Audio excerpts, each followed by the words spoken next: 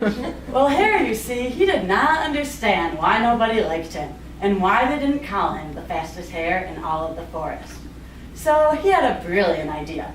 He decided that he was going to have a race with all the animals in the forest, so then they could see how fast he really was. So he called everyone and told them, "Come to my race. You can try to beat me, even though it's not going to happen." And all the animals, they decided, okay, let's do it. Maybe we'll finally knock Hare off of his pedestal of carrots. So everyone came and they went to the race, and Hare took off and he was running as fast as he could. And then the squirrel family, they were trying and they were running, but they just weren't fast enough and weren't able to catch up to him.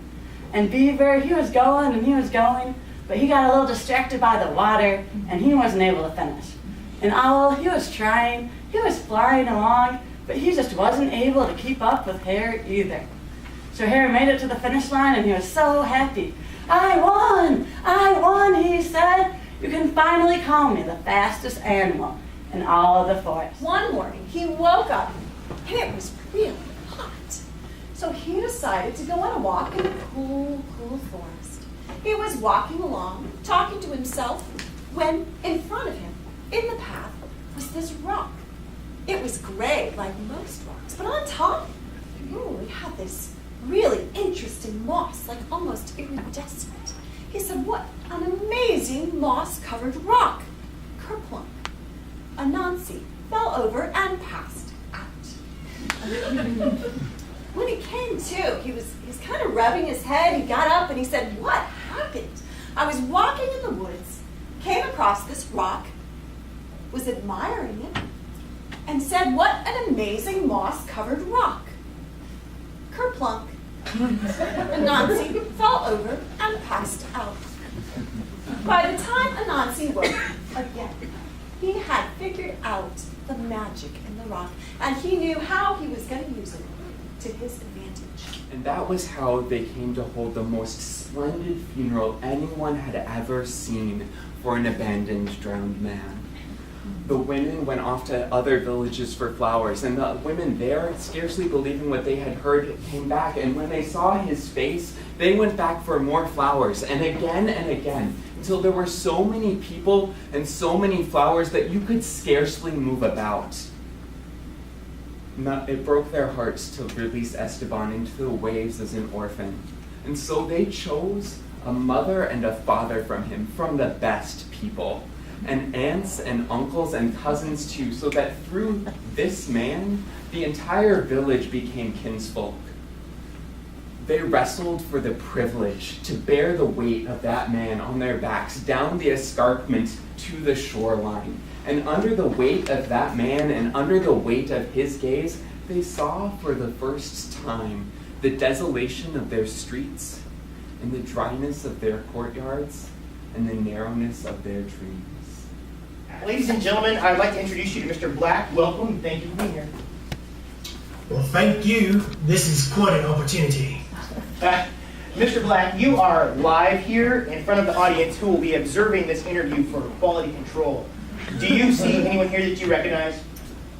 Yeah. There's Emily. Hi, Emily. Looking good, Amy.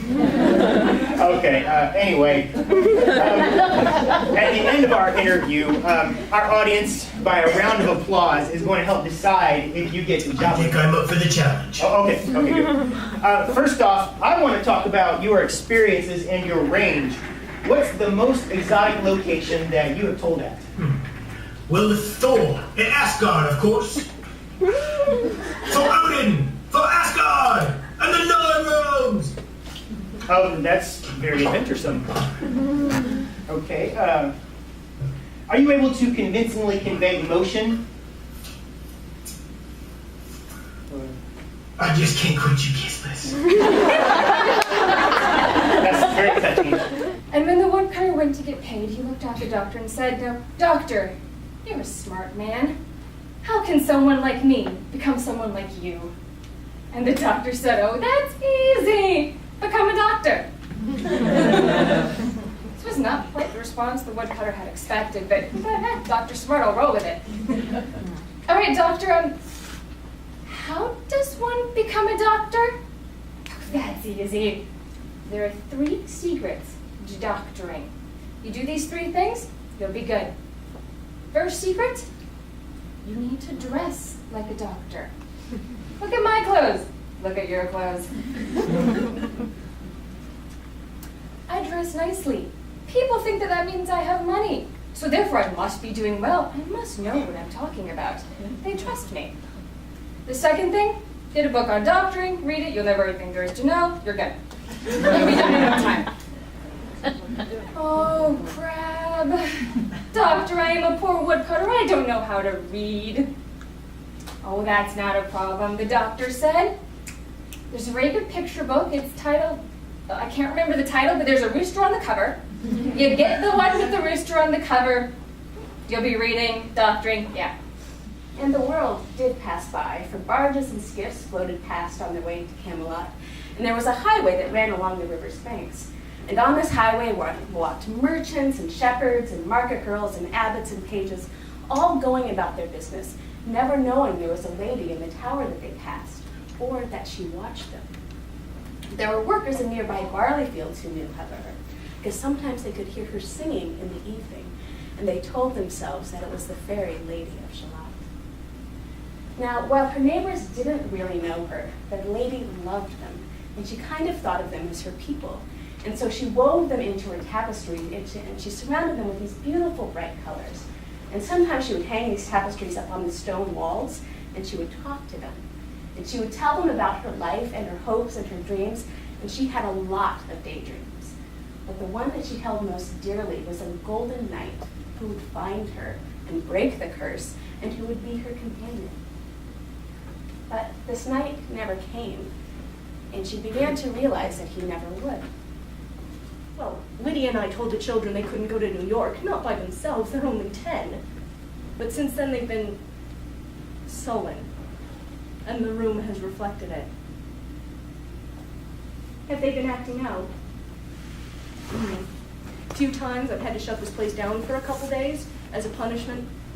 Even threatened to close it for good if they wouldn't do their homework. He would not believe the tantrums. And then last night, well, Lydia wanted me to come and take a look at this place. You can see why. We got a bit of a scare, to tell you the truth. I mean, of course, we know that it isn't real. It's just, it's hard to remember that when the lions are charging at you. So anyway, we asked the children about it when they got home, and they played dumb. Swore up and down they didn't know anything about any Africa in the nursery, as though we were that stupid. They went scampering off to reset the place to some benign jungle scene. But I came and had a look at that too, and I found George Hadley pulled out a brown leather wallet, his own, old, but somewhat less attractive than it had been, now that it was marred by a very large set of teeth marks. And there comes the devil bursting out of the woods. And he's riding fast on that big black horse, and he is closing the gap between them. They can hear him shouting, they can see his red, fiery eyes. And Ruthie reaches deep into her pocket, and she pulls out a bottle of water. She hands it over to Ralph and says, "Ralph, pour this out behind us." Ralph grabs the bottle of water, pours it out behind him, and there's a puddle, and that puddle begins to expand. And there's water everywhere, and pretty soon there is a rushing river going on behind them. It is wider than the Mississippi at its widest. And they see trees being uprooted and tumbling down on the current. They see a barn off its foundations rushing on the current behind them. They see a haystack going by with a rooster on top, cock-a-doodle-dooing and flapping its wings. And the devil reins up fast, because you all know the devil can't cross running water. That devil has to go 3,000 miles out of his way to get around the flood. So the actual day gets there, and oh man, I'm changing from my PE clothes back into my school uniform, and my legs are shaking, my heart is beating super fast, and I get ready to go to our destination, right? And we were supposed to meet, there's this storage room that connected the girls' locker room and the boys' locker room, which in retrospect is a really poor design, right? So I go up into the little area, these little steps, I go up, and Garrett's striding confidently from the boys' side, and we approach each other, and I smiles shyly and he makes a joke. He was very characteristic. He was very funny. And, I giggle, and then suddenly his face is looming before me and his lips touch mine, and oh, it was wet.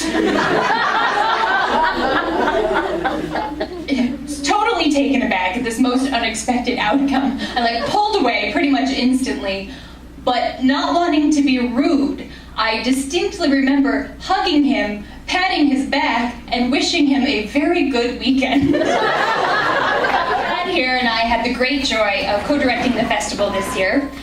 We could not have done it without the precedent set by Kate McDowell, so we could all give a round of applause.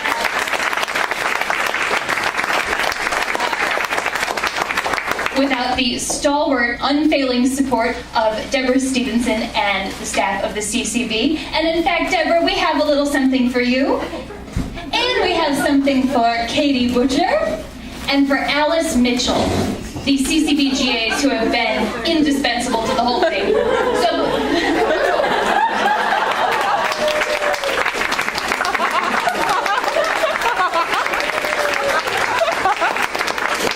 It's like gifts of the Magi, right? So anyway, right before we then go break for dessert, let's give them a tremendous round of applause.